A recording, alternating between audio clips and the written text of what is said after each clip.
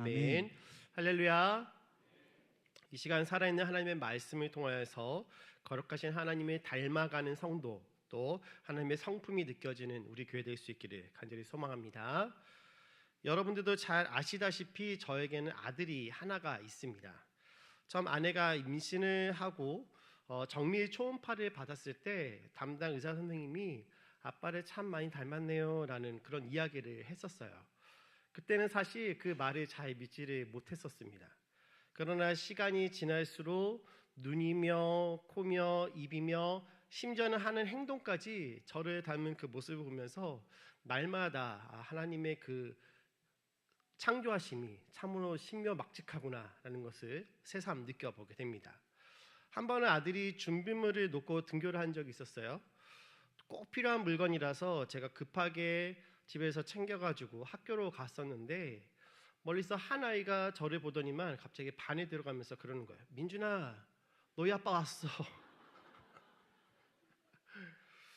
신기해가지고 제가 그 친구한테 야, 내가 민준이 아빠인 거 어떻게 알았을 때만 민준이랑 너무 닮았는데요? 그러더라고요.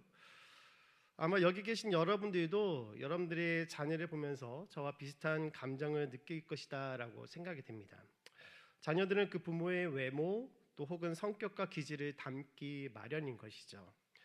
예수님께서는 하나님께서 우리의 아버지가 되신다라고 말씀을 하셨습니다. 하나님께서는 자신의 형상을 따라 우리를 창조하셨기 때문에 우리의 아버지가 되시죠. 또한 우리의 삶을 지키고 돌보시기 때문에 하나님은 우리의 아버지가 되십니다. 무엇보다도 예수님께서 우리의 죄를 대신해서 죽으심으로 우리의 아버지가 되시는 것이죠. 하나님께서는 온 세상을 창조하셨고 우리를 죄와 사망에서 건져내신 바로 그 분이십니다. 오늘 그 아버지이신 하나님께서 본문 2절에서 우리에게 이렇게 말씀하고 계십니다. 우리 본문 2절 말씀 같이 한번 읽겠습니다. 시작.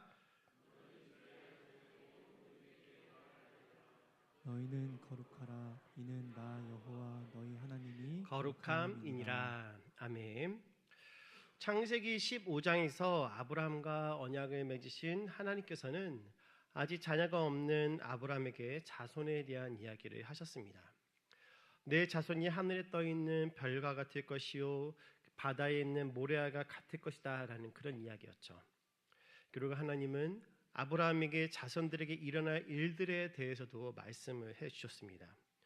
그것은 이방에서 계기되어 그들을 섬길 것이다 라는 것과 그 기간이 400년 동안 지속될 것이다 라는 이야기였죠. 하지만 하나님께서 주인 되셔서 그 섬기는 나라를 징벌하고 아브라함의 자손이 큰 재물을 이끌고 나올 것을 또한 그에게 말씀을 해주셨습니다. 또한 하나님께서는 그들을 4대 만에 다시 지금 아브라함과 이야기를 나누고 있는 이 가나안 땅으로 돌아오게 하시겠다라고 그에게 이야기를 해주셨죠.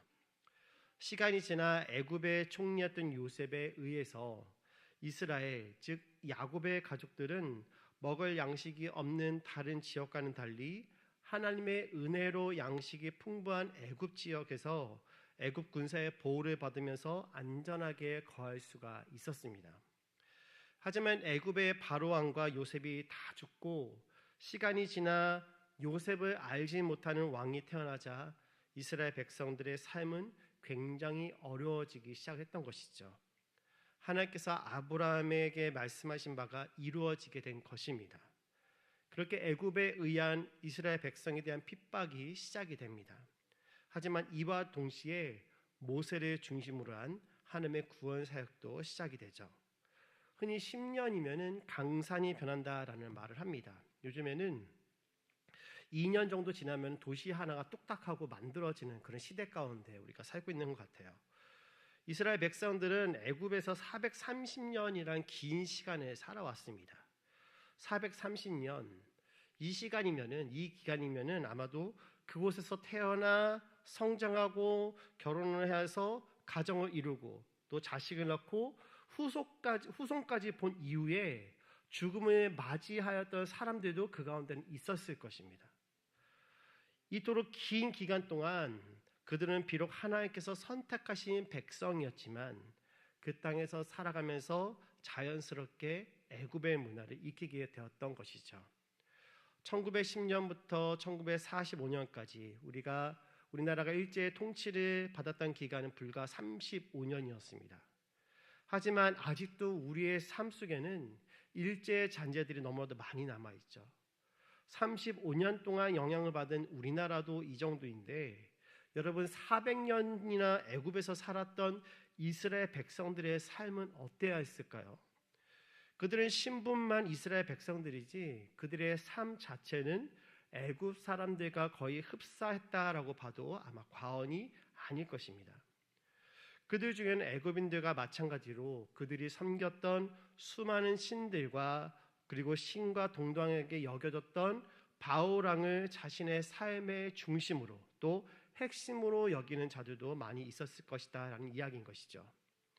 그래서 하나님은 이스라엘 백성들을 가나안 땅으로 다시 이끌어가는 가운데 모세를 통해 한 가지 사실을 알려줬습니다. 바로 너희들은 나의 백성이다 라는 것이죠.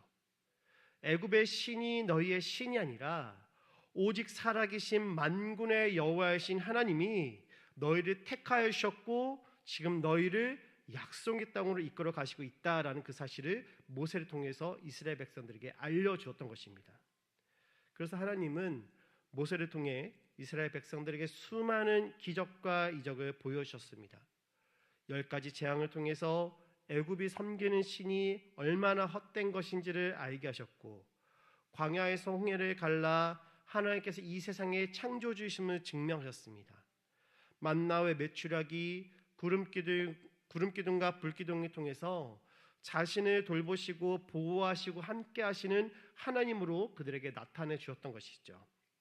이런 과정 가운데 하나님의 임재가 있었고, 그 거룩하신 하나님을 잘 섬기기 위해서 모세를 통해 이스라엘 백성들에게 율법을 주셨던 것입니다. 거룩하신 하나님은 그렇게 이스라엘 백성들이 거룩해지기를 원했습니다. 그래서 하나님 되심을 이스라엘 백성들이 나타나기를 원하셨던 것이죠. 이런 하나님의 마음은 성경 곳곳에서 등장하는데요. 사무엘상을 보면은 사울이 왕으로 기름 부음을 받는 장면이 등장을 합니다. 처음 하나님께서 사무엘 선지자를 통해서 사울을 왕으로 세우실 때 사울은 너무나도 멋진 사람이었습니다. 사울이 얼마나 멋졌는지 성경은 그에 대해서 이렇게 기록합니다. 사무엘상 9장 2절 말씀 우리 같이 읽겠습니다. 시작.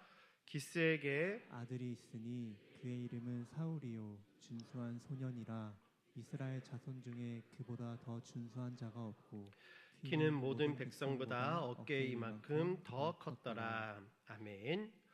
사울이 사무엘에 의해서 기름 부음을 받았을 때 하나님의 영이 사울에게 임했습니다.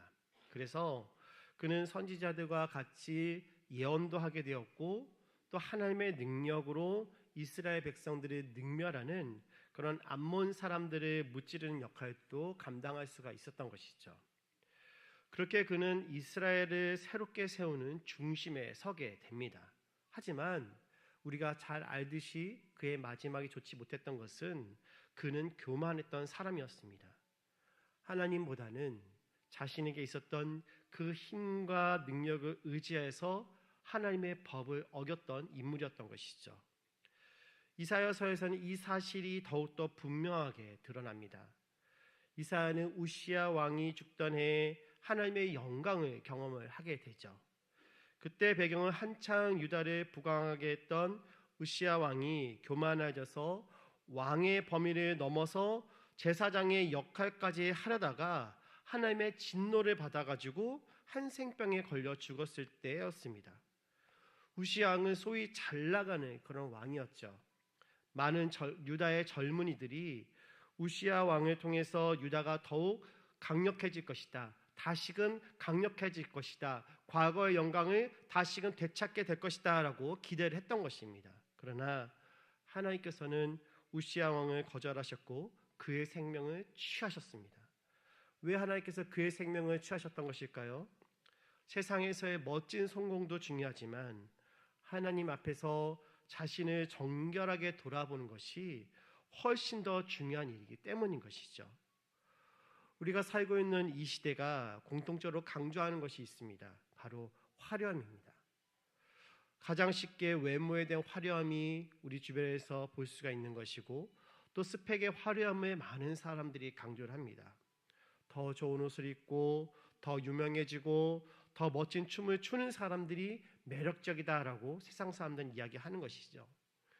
이런 시대를 살아가는 사람들이 이러한 문화를 접하면서 자연스럽게 드는 생각이 무엇일까요?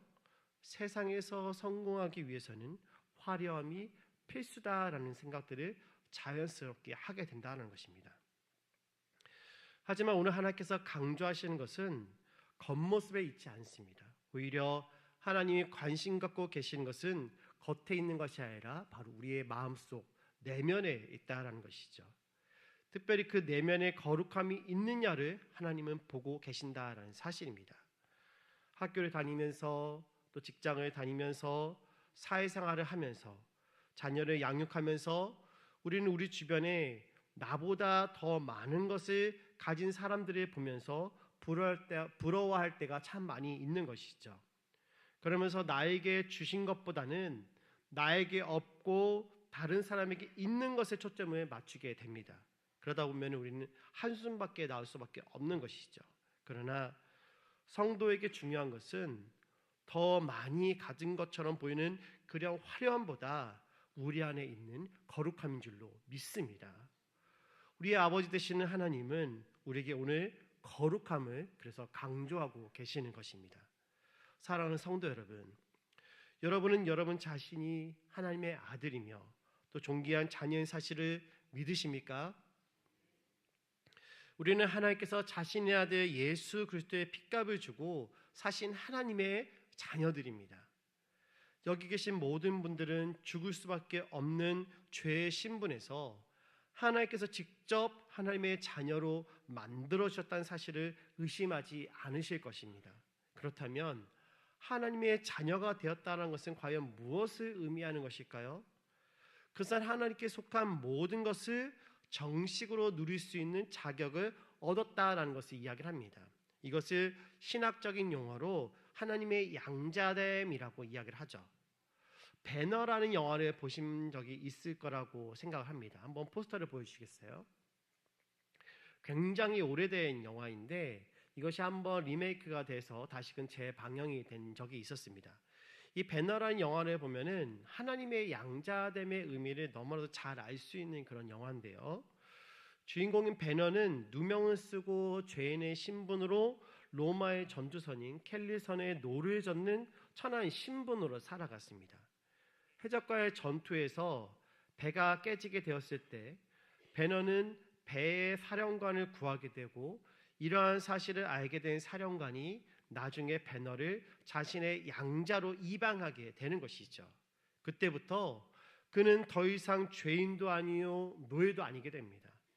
사령관의 아들로서 좋은 옷을 입고 좋은 말을 타고 좋은 집에서 살게 된 것이죠. 여기서 가장 중요한 것은 그가 좋은 옷을 입게 된 것도 아니고 좋은 말을 타게 된 것도 아니고 좋은 집에 거주하게 된 것도 아닌 그의 신분 자체가 달라졌다는 것에 있는 것입니다. 여러분, 우리는 하나님의 자녀로 입양이 되었습니다. 이 사실에 우리는 기뻐해야만 하는 것이죠. 이전에는 우리가 죄를 원하지 않아도 우리는 죄를 지을 수밖에 없었습니다. 심지어는 죄를 지으면서 그것이 죄인 줄도 우리는 잘 몰랐던 것이죠. 이는 죄가 우리를 원하기 때문입니다. 하지만 하나님의 자녀가 됨으로 이 죄들을 이길 수 있는 힘이 우리에게 주어지게 된 것이고 하나님과의 관계가 다시는 끊어지지 않게 된 것입니다. 기도할 때마다 하나님의 은혜를 경험하게 되고 하나님의 사랑과 능력을 공급받을 수 있는 자격을 우리가 이제 얻게 된 것입니다.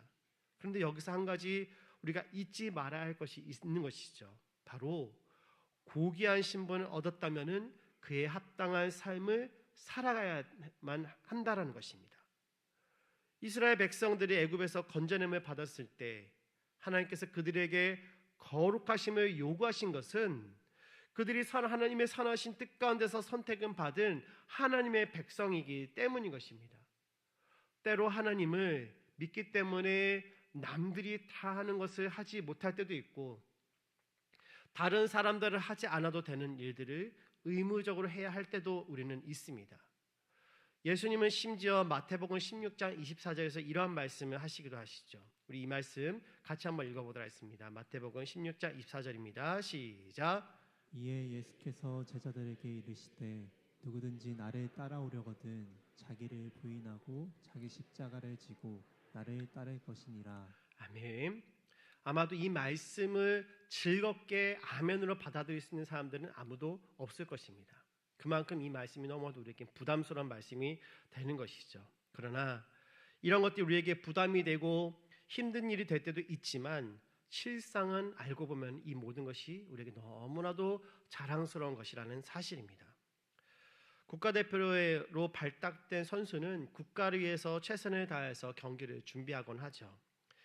예전에 여자 스피드 스케이트 최강자였던 이상화 선수가 은퇴식을 하는 것을 본 적이 있었습니다. 이 선수가 올림픽을 준비하는 모습을 다큐로 방영을 해 주었었는데, 자신이 누릴 수 있는 모든 것들을 다 포기하고 오로지 훈련에만 전념하는 것을 우리가 볼 수 있었던 것이죠.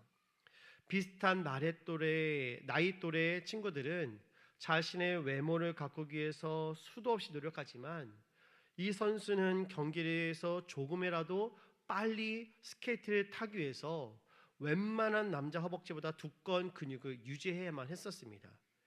이 때문에 인터뷰에서 이쁜 치마보다는 편안한 바지를 주로 입게 된다라는 그런 이야기를 했던 것이죠. 하지만 그렇게 오직 하나의 목표를 위해 모든 것을 참고 또 절제하면서 훈련한 결과가 무엇입니까? 올림픽 경기에서 제일 높은 단상에 올라갈 수가 있었고, 이때 선수뿐만이 아니라 온 국민이 함께 그 기쁨을 누릴 수가 있었던 것이죠. 시간이 지나 은퇴식에 올라온 이상화 선수가 그 어떠한 사람들보다도 아름다워 보일 수 있었던 것은 그녀가 지나온 고난의 길을 우리 모두 다 잘 알고 있기 때문인 것입니다. 마찬가지입니다. 하나님의 자녀로 부름받은 우리들이 하나님의 부르심에 합당한 삶을 살기 위해서 예수님께서 말씀하신 것처럼 자기 자신을 부인하고 자기 십자가를 지고 주님을 따를 때 우리 자신뿐만 아니라 하나님에게도 영광이 되며, 이는 이 세상을 살아가는 많은 사람에게도 큰 기쁨이 될 수 있다라는 사실인 것이죠. 그러므로 거룩함은 개인의 영역을 넘어서서 세상을 회복시키는 힘이 있음을 믿으시기를 바랍니다. 거룩을 개인의 삶의 측면으로 적용하는 것을 성경은 경건이라고 부릅니다. 경건은 하나님 아버지 앞에서 살아가는 자신을 인식하는 것에서부터 시작이 되죠. 경건은 자신을 지켜 세속에 물들지 않게 하는 것입니다. 이것은 가치관과 연결이 됩니다. 가치관은 나를 세상에 보여주는 중요한 기준이 되죠. 경건한 생활을 중시하는 사람들에게 세상의 가치관은 아무런 의미가 없습니다. 세상은 우리에게 삶을 살아가는데 중요한 것이 너무나도 많이 있다라고 알려주고 그것을 쟁취하도록 강요를 하죠. 그러나 가장 중요한 사실은 알게 되면은 다른 것은 그다지 중요하지 않다는 것을 우리는 알고 있습니다. 왜냐하면 가장 중요한 사실, 바로 그것이 세상을 뒤흔들 수 있기 때문인 것입니다. 그러므로 예수 그리스도 그 이름에 이 세상에 살아가는 해답이 있음을 믿으시기를 바랍니다. 우리에겐 예수 그리스도 한 분만으로 충분한 것입니다.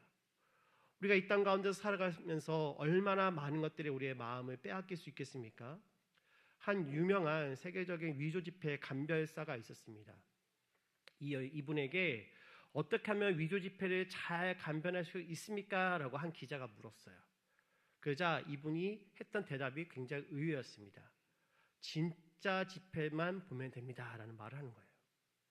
진짜 지폐만 보면은 위조 지폐는 자연스럽게 잘못된 것이라는 것을 알 수 있게 된다라는 것이죠.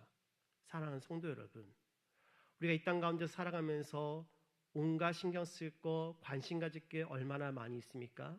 그러나 하나님께서 오늘 말씀하신 이 바를 우리가 잊지 않고 이 말씀을 붙잡을 수 있기 원합니다. 하나님께서 말씀하시는 바, 내가 거룩하니 너희도 거룩하라. 우리가 붙잡아야 될 것이 무엇이겠습니까? 하나님의 그 거룩하심을 우리가 붙잡고 살아갈 때, 진짜를 붙잡고 살아갈 때 세상의 모든 것들은 다 사라지는 줄로 믿으시기를 바랍니다. 우리가 그런 믿음 가지고 이 한 해를 살아갈 수 있기를, 새롭게 시작된 이 2025년들을 살아갈 수 있기를 간절히 소망합니다. 사랑하는 성도 여러분, 이제 말씀을 정리하기를 원합니다. 우리가 이 땅에서 자신의 존귀함을 지키고 살아가는 첫걸음은 하나님이 주신 마음을 지키는 것입니다. 그러나 그것은 생각보다 쉽지 않은 일이죠. 많은 믿음의 선배들이 그리스도의 죽으심과 부활로 인해 하나님의 자녀가 되었지만 한순간에 무너지곤 하였습니다. 하나님의 형상으로 지음받았던 아담이 그러했고, 믿음의 조상이라 불리었던 아브라함도 하나님의 약속을 지키지 못하고 자기 뜻대로 하였습니다. 야곱은 거짓말쟁이였고 모세는 살인자였습니다. 하나님의 손수 이끄신 기적을 수없이 지켜보고 경험했던 이스라엘 백성들은 수시로 하나님을 원망하고 결국엔 약속의 땅을 저주의 땅이라고 판단했던 것이죠. 하나님의 마음에 합한 자였다고 칭찬받았던 다윗은 어땠습니까? 그는 다른 사람의 아내를 갖기 위해 살인을 주저하지 않았었습니다.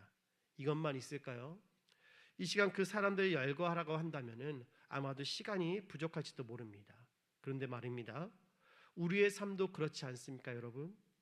주일날 교회에 나와서 예배를 드리지만 평일에는 하나님을 두려워하지 않는 그런 모습이 우리 안에 있지는 않습니까? 다른 사람을 비방하고 분내고 또 저주하는 그런 모습들이, 우리의 입술이 우리 안에는 없습니까? 우리는 연약하여서 언제든지 넘어질 수가 있습니다. 그러나 그럼에도 불구하고 하나님은 오늘도 우리를 사랑하신다라고 말씀하십니다. 우리가 부족한 줄 아시면서도 우리를 한없이 사랑해 주신 분이 바로 우리 아버지이신 하나님이신 것이죠. 그렇기 때문에 우리는 소망을 품을 수가 있는 것입니다. 넘어져도 우리를 일으켜 세워주시는 주님을 바라보면서 주님이 주시는 그 새 힘으로 다시 일어날 수가 있는 것이죠. 저와 여러분들에게는 천사도 흠모할 만한 이 믿음이 있음을 믿으시기를 바랍니다. 예수 그리스도께서 우리의 죄를 대신 지셨습니다. 그러므로 우리는 이제 담대하게 예수 그리스도를 닮기 위해서 달려가야 될 줄로 믿습니다. 2025년도가 새롭게 시작이 되었습니다. 어떠한 마음을 가지고 올 한 해를 달려가시기를 원하십니까? 간절히 바라기는 저와 여러분들이 성도라는 그 말에 합당한 거룩을 이루어 나갈 수 있는 우리 모두 되기를 간절히 소원합니다. 우리의 믿음의 주이신 예수 그리스도를 바라보면서 그분의 삶의 한 조각이라도 닮아가기 위해 날마다 믿음으로 살아가는 저와 여러분 되기를, 또한 그런 한 주가 될 수 있기를 간절히 소망합니다.